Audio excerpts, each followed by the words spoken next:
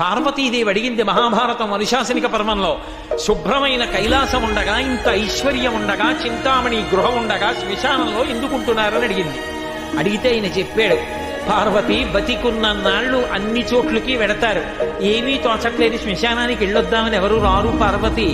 నేనంతవాణ్ణంటాడు, పొడుగ్గా ఉన్నానంటాడు, తెల్లగా ఉన్నానంటాడు, పండితుండంటాడు, పద్యాలు నాకు నోటికొచ్చంటాడు, ఉపన్యాసం చెప్పగలనంటాడు, నాకు పాటలొచ్చంటాడు, నేను నాట్యం చేస్తానంటాడు, నేను అధికారినంటాడు, నా దగ్గర డబ్బు ఉందంటాడు.